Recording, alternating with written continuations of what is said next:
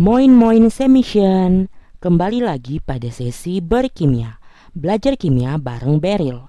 Hari ini kita akan ngebahas soal seperti yang bisa kalian baca pada judul tentang spektroskopi molekul organik. Nah, bagi teman-teman yang masih sementara belajar dan membutuhkan data informasi tambahan untuk mengelusidasi struktur berdasarkan data FTIR, CNMR maupun HNMR, teman-teman bisa cek pada link deskripsi untuk memudahkan teman-teman dalam mengerjakan soal elusidasi struktur. Dan tanpa berlama-lama, langsung saja kita mulai pembahasannya. Oke teman-teman, seperti biasa kita mulai dengan menginterpretasi spektrum FTIR terlebih dahulu. Nah, di sini teman-teman lihat untuk spektrum FTIR terdapat beberapa serapan yang khas. Di sini teman-teman lihat puncak yang pertama itu muncul pada daerah sekitar 3100 cm-1. Di sini yang biasanya kita identifikasi sebagai serapan khas untuk gugus CsP2H. Selanjutnya, teman-teman lihat di antara 2900 sampai 2800 cm-1 itu juga terdapat serapan dengan intensitas yang cukup lemah, teman-teman lihat. Nah, kita tahu bahwa ini adalah serapan khas untuk gugus fungsi aldehid. Jadi gugus fungsi aldehid memberikan serapan pada rentang daerah 2900 sampai 2800 cm-1 dengan intensitas yang cukup lemah. Kemudian teman-teman lihat pada daerah 1687 itu muncul serapan yang khas yang cukup kuat intensitasnya. Kita tahu bahwa ini adalah serapan untuk C-karbonil. Dan jika teman-teman menyimak video sebelumnya, jika dia muncul pada daerah 1687, maka aldehid ini merupakan aldehid unsaturated. Artinya aldehid ini dia memiliki suatu atom karbon yang dia tidak jenuh. Jadi dia berikatan langsung dengan suatu karbon yang tak jenuh. Oke, selanjutnya teman-teman lihat pada daerah sekitar 1500 cm-1 hingga dia memberikan serapan dekat dengan 1600 cm-1. Di sini ada serapan yang kalau kita tahu ini merupakan serapan khas untuk gugus fungsi aromatik. Dalam hal ini adalah benzena. Oke, selanjutnya teman-teman lihat terdapat serapan yang kuat yang muncul di daerah sekitar 1250 cm-1 yang mana kita bisa mengidentifikasinya sebagai serapan untuk gugus CO. Oke teman-teman, berdasarkan data serapan untuk spektrum FTIR, di sini kita dapat beberapa informasi. Yang pertama, molekul atau senyawa organik ini merupakan suatu senyawa organik yang memiliki gugus fungsi aldehid dan termasuk aldehid yang tak jenuh atau unsaturated. Selanjutnya, aldehid ini memiliki suatu gugus fungsi aromatik. Nah, ini udah mendukung jenis aldehidnya yang unsaturated. Kemudian dia memiliki suatu gugus CO. Jadi ada gugus CO, kemudian aldehid unsaturated, dan juga terdapatnya gugus aromatik dalam senyawa organik ini. Nah, itu saja informasi yang kita peroleh dari spektrum FTIR. Selanjutnya kita pindah ke spektrum massa. Seperti biasa untuk spektrum massa sendiri harus memungkinkan kita untuk menggambar pola fragmentasi dari senyawa organik ini. Tetapi seperti biasa kita akan melakukannya di akhir video ini. Nah, seperti yang bisa teman-teman baca pada layar, di sini sudah tertera rumus molekul dari senyawa organik ini, C8H6O3. Seperti biasa kita hitung dulu DBE, double bond equivalent atau derajat ketakjenuhan dari senyawa ini. Jumlah atom karbonnya 8 dikurangi setengah jumlah atom hidrogennya 3 ditambah 1. 8 kurang 3 tambah 1 hasilnya itu sama dengan 6. Jadi nilai derajat ketak jenuhannya itu adalah 6. Yang mana dari hasil FTIR menunjukkan bahwa di sini terdapat satu buah gugus aromatik atau dia mengandung suatu bensen. Kemudian dia juga memiliki suatu C-karbonil dari gugus aldehid, yang mana nilai DBE untuk bensena itu 4 dan DBE untuk C-karbonil itu 1, teman-teman. Nah, di sini masih 5, sehingga nilai DBE-nya juga tergantung dari struktur dari molekul tersebut. Jadi kita harus menginterpretasi terlebih dahulu spektrum HNMR untuk membuktikan perhitungan bahwa nilai DBE dari molekul ini memang betul-betul 6. Oke, tanpa berlama-lama langsung kita pindah ke spektrum HNMR. Oke teman-teman, selanjutnya untuk spektrum HNMR yang bisa teman-teman lihat pada layar, di sini terdapat sekitar 5 buah sinyal yang mana menunjukkan 5 lingkungan kimia proton yang berbeda. Yang pertama yang harus kita lihat adalah garis integral, dan terlebih dahulu kita ukur. Di sini teman-teman lihat saya sudah ukur tinggi garis integral dari masing-masing sinyal. Yang pertama ini tingginya 3,3 cm, yang kedua tingginya 1,65, kemudian tinggi garis integral yang ini itu 1,6, kemudian tinggi garis integral di bawahnya itu juga 1,6, dan yang terakhir di sini tingginya 1,7. Nah, teman-teman harus tahu bahwa garis integral itu mengindikasikan jumlah atom hidrogen dari masing-masing puncak. Oke, langsung saja kita tulis perbandingan tinggi garis integral untuk masing-masing puncak. Di sini 1,7, kemudian di sini 1,6, di sini juga 1,6, di sini 1,65, dan di sini 3,3. Seperti biasa, semua tinggi garis integral ini kita akan bagi dengan nilai atau tinggi garis yang paling kecil, yakni 1,6. Jadi kita bagi semuanya dengan 1,6. Nah, di sini hasilnya sekitar 1,0625. Kita bulatkan menjadi 1, kemudian di sini hasilnya 1, di sini 1, di sini juga hasilnya 1,031125. Kita bulatkan menjadi 1, dan di sini hasilnya 2,0625, yang mana kita bulatkan menjadi 2. Nah, teman-teman bisa lihat hasil dari masing-masing pembagian yang sudah kita lakukan.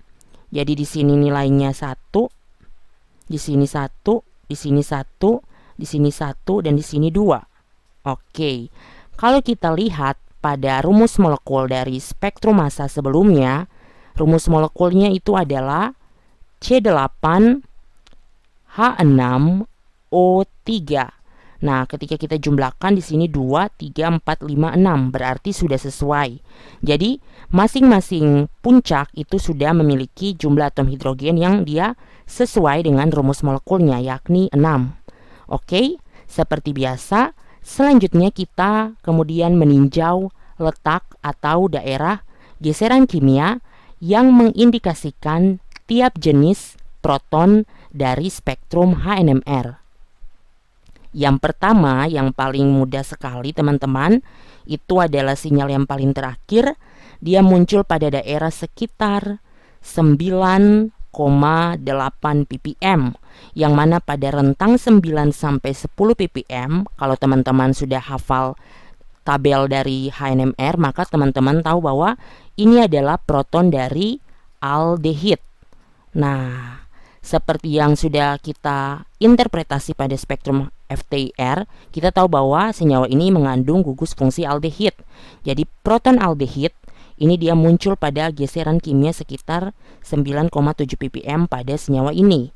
Selanjutnya, pada daerah sekitar 7 sampai 7,5 ppm, teman-teman lihat di sini ada muncul beberapa sinyal sekitar 3, yang mana kalau teman-teman paham atau teman-teman ketahui bahwa ini merupakan sinyal-sinyal yang diberikan oleh proton-proton dari gugus aromatik. Jadi ini adalah sinyal-sinyal yang diberikan oleh proton aromatik. Nah, beranjak dari situ teman-teman, kita kemudian bisa untuk mereka atau menerka struktur sementara dari senyawa organik ini. Oke, tanpa berlama-lama langsung kita mulai dari data yang paling mudah, yakni geseran kimia 7 sampai 7,5 ppm yang mengindikasikan proton-proton aromatik. Oke, pertama-tama kita gambar dulu struktur dasar dari bensena.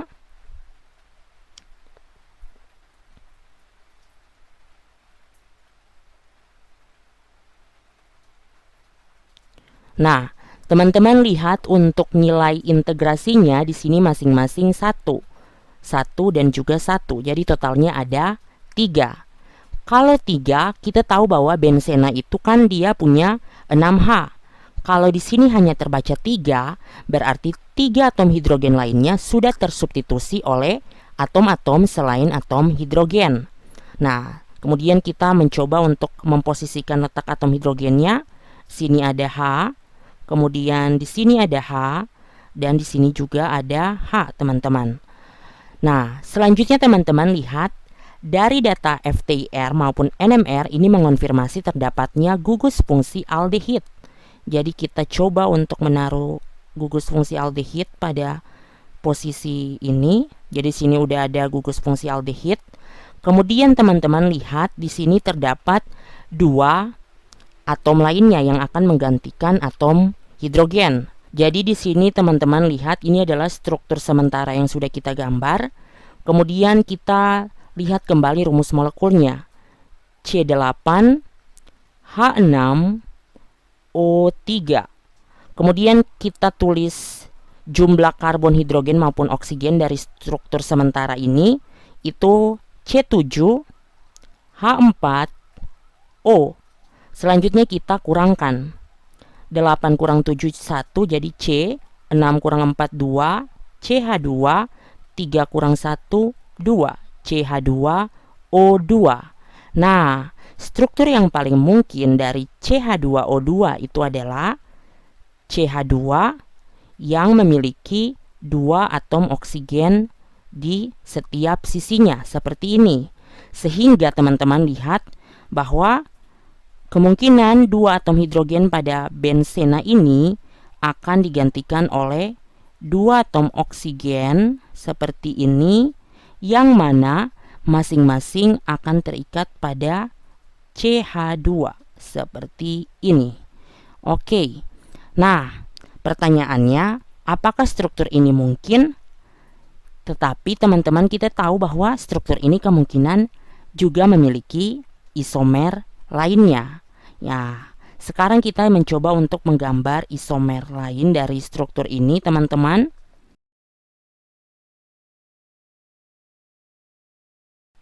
Oke.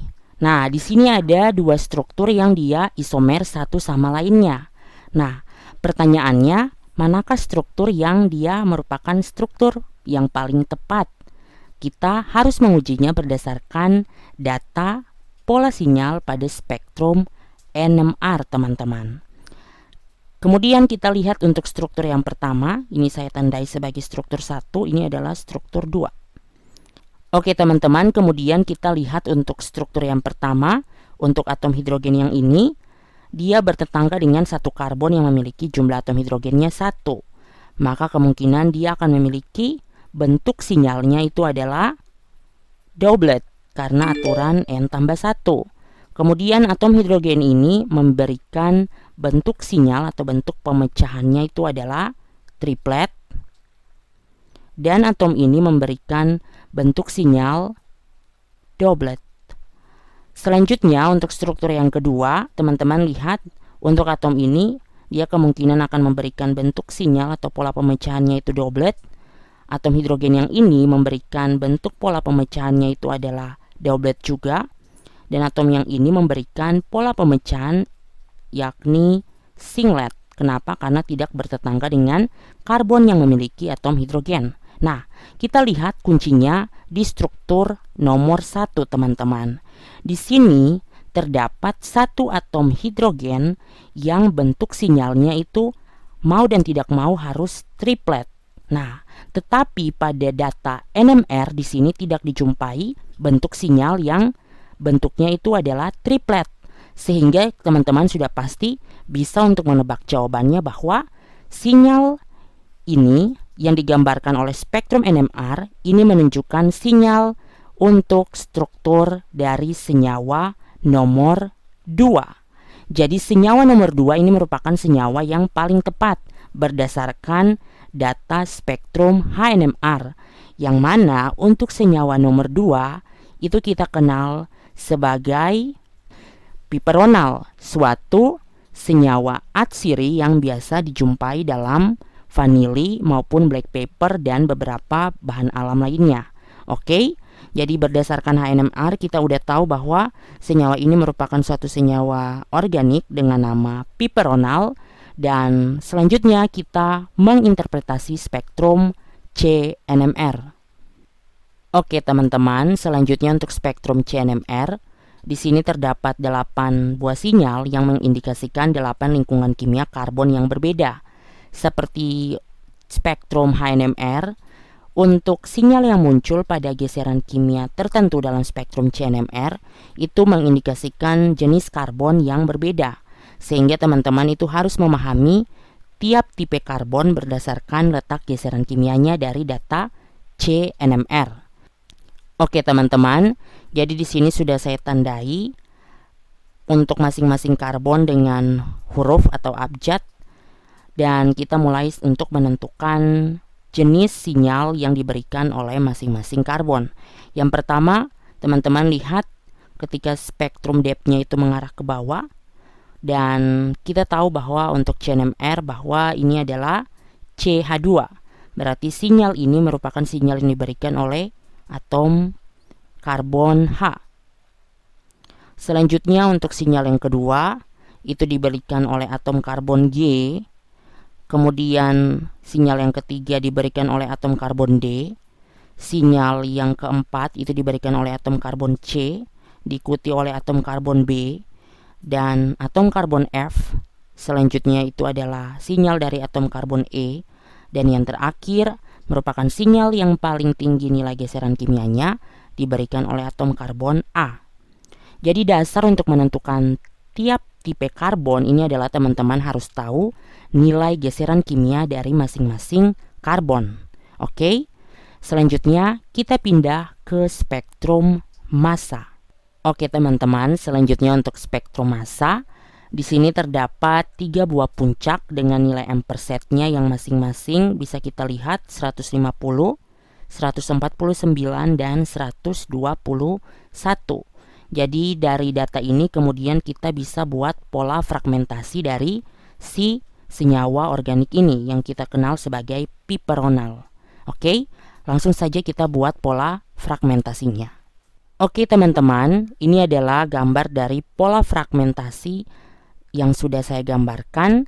Jadi dimulai dengan molekul piperonal yang ditembaki elektron berenergi tinggi, selanjutnya akan mengalami fragmentasi, membentuk fragmen dengan amperset sama dengan 150.